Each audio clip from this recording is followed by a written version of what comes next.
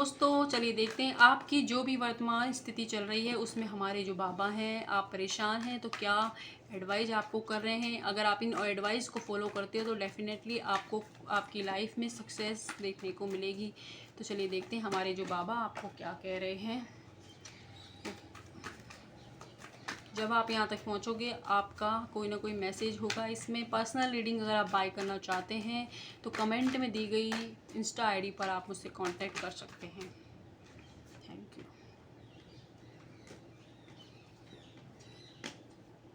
ठीक है, ओके। तो सबसे पहले जो कार्ड हमारा यही आया था, बाबा कह रहे हैं आपने के अंदर एक हीलिंग एनर्जी है, लाइट है आपके अंदर। तो आपने बहुत कुछ ऐसा सीख लिया है कि आप अपनी भी और दूसरों की मदद कर सकते हैं। आपकी इस एनर्जी से आप दूसरों की मदद कर सकते हैं। आपके एक्सपीरियंस लोगों के लिए मददगार साबित हो सकते हैं। तो अपने ऊपर भरोसा रहना कि आपने बहुत कुछ अचीव कर लिया है। बाबा कह रहे हैं कि थोड़ा सा धैर्य और रख लीजिए। आपको जो भी क्वेश्चन का आंसर आप ढूंढ रहे हैं वो सब कुछ आपको मिलेंगे, लेकिन थोड़े पेशेंसली आप डील करें चीज़ों को। नेक्स्ट कार्ड जो आया है कि जो कुछ आपको लग रहा है कि अभी उदास हैं, वो दुखी है, तो वो एक सिक्के के दो पहलू होते हैं। वही चीज़ें आपको खुशियाँ देके जाएंगी। जो ये पेन है वो आपको कुछ ना कुछ सिखाने की कोशिश कर रहा है। कोई ना कोई साइकिल है जिसमें आप अटक गए, उससे बाहर निकले। सोचें और उससे बाहर निकले थोड़ा। बाबा कह रहे हैं कि आप जो भी काम कर रहे हैं उसमें अपने मन को, आत्मा को पूरी तरीके से लगाएं। आत्मा, मन और शरीर जब एक काम में अंदर लग जाता है तभी उसमें सक्सेस देखने को मिलती है। अगर आपका मन कुछ और कह रहा है, मन में कुछ और चल रहा है, आप काम कुछ और करें तो आपको सक्सेस नहीं मिलेगी। इसलिए जो भी करें आप बहुत सोच समझ कर करें, उसमें पूरी तरीके से एकदम दिल लगाकर उस चीज़ को करें, आपको सक्सेस मिलेगी उसमें। नेक्स्ट कार्ड जो आया है कि बाबा कह रहे हैं आपके मन में बहुत सारी चिंताएं हो सकती हैं अपने भविष्य को लेके, अपने रिश्तों को लेके, और बहुत सारे लोगों से जेलसी हो सकती है। आपको बहुत गुस्सा हो सकता है, दर्द हो सकता है, आपको बहुत ज़्यादा पेन मिला हो, ईर्ष्या हो सकती है किसी से। और कुछ लोग हो सकता है कि बीमार हों। तो बाबा कह रहे हैं मेंटली अगर आप अपने आप को स्टेबल नहीं महसूस कर रहे हो, मानसिक मतलब हो सकता है ना, कभी कभी हम बहुत ज़्यादा बर्डन महसूस करते हैं, मानसिक तनाव है, तो उन सारी चीज़ों को बाबा की धुनी में आप डाल दीजिए और अपने मन को स्वच्छ कीजिए। बाबा पे भरोसा बनाए रखें, सरेंडर कर दीजिए अपनी सारी सारी परेशानियों को। नेक्स्ट कार्ड जो आया है, बाबा कह रहे हैं आप बिल्कुल अकेले नहीं है, वो आपके साथ हैं। आपकी हर स्थिति में आपके साथ हैं। आपको चलना भले ही अकेला पड़ रहा है, लेकिन वो आपके साथ हैं। आपका साथ वो कभी नहीं छोड़ेंगे। इसलिए आप थोड़ा सा और पेशेंस बनाए रखें। और बाबा कह रहे हैं कि अगर आपका मन बहुत ज़्यादा विचलित हो रहा है तो आप पशु पक्षियों के लिए दाना रख सकते हो, उनके साथ थोड़ा टाइम स्पेंड कर सकते हो, नेचर से जुड़ सकते हो, किसी पेड़ के नीचे जाके बैठ सकते हो, गार्डन में बैठ सकते हो, थोड़ा ध्यान कर सकते हो, कोई मंत्र का जाप कर सकते हो। अगर हम एक मंत्र का जाप करते रहते हैं तो उससे हमें उस मंत्र से को हमारी एनर्जी मिलती रहती है और वो मंत्र हमारे लिए एकदम सिद्धि का काम करता है। तो आप चाहें तो अपनी लाइफ में कुछ भी मंत्र को फॉलो कर सकते हैं। 21 डेज तक आप फॉलो करके देखिए, आपको बहुत ज़्यादा बेनिफिट देखने को मिलेगा। कुछ लोगों को हो सकता है कि इवल आई की प्रॉब्लम हो, तो आप ब्लैक तारा माँ का मंत्र को आप कंटिन्यू सुनना स्टार्ट करें। आपकी लाइफ में नकारात्मक ऊर्जाओं से आपको राहत देखने को मिलेगी।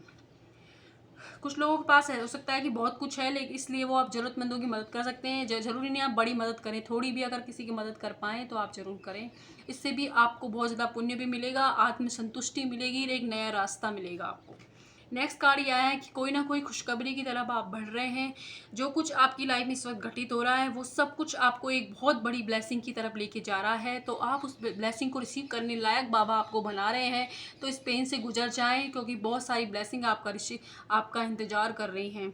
तो उन ब्लेसिंग को रिसीव करने के लिए ज़रूरी है कि आपको इन सारी चीज़ों से गुजरना होगा। ये घुटन, ये दर्द, जो भी आपको तकलीफ इस वक्त हो रही है वो आपको एक बड़ी ब्लेसिंग की तरफ लेके जा रही है। नेक्स्ट कार्ड जो बाबा का आया था, बाबा कह रहे हैं कि आप दृढ़ रहें। दृढ़ रहने का मतलब ये नहीं कि हम अच्छे तो होते हैं, लेकिन हम आज कुछ डिसीजन लिया, कल फिर कुछ और लिया, ऐसे करके हम फैक्चुअल होते रहते हैं कि अपने ही डिसीजन पे नहीं टिकते। फॉर एग्जांपल, अगर आपने किसी इंसान से मूव ऑन होने का डिसीजन लिया है तो आप आज लोगे, फिर कल नहीं, फिर सोचने लग जाओगे। और कुछ लोग कमेंट में भी इस चीज़ को करते हैं कि मैंने तो छोड़ दिया, भाड़ में जाए। तो भाई आप रीडिंग क्यों देख रहे हो? आप देख रहे हो करंट फीलिंग की रीडिंग और आप उसमें मैसेज, इसका मतलब अभी भी आप उनसे अटैच हो। तो इस चीज़ को माने। और कुछ लोग हो सकता है मैंने देखा है कि कुछ लोग बोल रहे हैं कि मैनिफेस्टेशन किया, हीलिंग हो गई, 1 साल से करें लेकिन फिर भी कोई रिजल्ट नहीं मिल रहा है। तो भाई आप सच में हीलिंग नहीं कर रहे हो, मैनिफेस्टेशन इनर वर्क नहीं किया है, वरना आपको ना तो जस्टिस चाहिए होता ना कुछ चाहिए होता, आप पूरी तरीक़ा से भगवान से जुड़ जाते। तो अपने मन से बुराई, सबसे पहले चीज़ है कि उन लोगों को माफ़ करें जिन्होंने आपके साथ कुछ भी किया हो, उनको माफ़ करें, जाने दें। और दूसरी बात, आप खुद को माफ़ करें, क्योंकि हम खुद भी कई बार अपने बहुत गुनहगार होते हैं, गिल्टी फील होती रहती है। तो उन सारी चीज़ों के लिए ज़रूरी है कि आप अपने आप को माफ़ करें, ताकि आप एक अच्छी एनर्जी में आए। रोज़ प्रैक्टिस कीजिए कि आपने खुद को माफ़ किया, तब जाकर आपको अच्छा फील होगा और आपकी लाइफ के अंदर आपको अच्छी ग्रोथ भी देखने को मिलेगी। तो सबसे पहले आप अपने आप को माफ़ करें, तभी आपकी हीलिंग इनर वर्क पूरा होगा। अभी आप इनर वर्क की पहली स्टेज में भी नहीं है। जिसने भी आपको मेरे को कमेंट किया था, मैं उनके लिए बोल रही हूँ और बुरा मत मानिएगा, लेकिन यही सच है। क्योंकि अगर आपने अपने ऊपर वर्क किया होता तो आपको ना तो जस्टिस चाहिए होता, ना किसी और के लिए मतलब बुरी चीज़ वो होती है कि उनके साथ भी मेरे को जस्टिस मिले, मैं माफ़ नहीं करूँगा। आपको माफ़ करना ही होगा। माफ़ अपनी शांति के लिए करते हैं। जैसे कि द्रौपदी के चीरहरण के बाद में भगवान श्री कृष्ण ने उनसे यही कहा था कि आप माफ़ कर दीजिए। अगर वो माफ़ नहीं करती, उस पेन को होल्ड करती रही, तो 13 साल लगे थे उस का जो भी डिसीजन भगवान का हुआ था उसके, तो 13 साल उनके वेस्ट हो जाते और उसी दर्द में वो जीती रहती। लेकिन उसके बाद जब वो वनवास गई तो वो बहुत खुश थी। तो आप उसके बाद में भगवान ने ही उनको जस्टिस दिलाया। तो अगर आप माफ़ कर देते हो, तो आप सरेंडर कर देते हो भगवान को, तो वो खुद आपको उस दुख से बाहर निकालेंगे और आपको एक दूसरे पर जिस भी पर्पज़ के लिए आप इस दुनिया में आए हो उस पर्पज़ तक पहुंचाएंगे।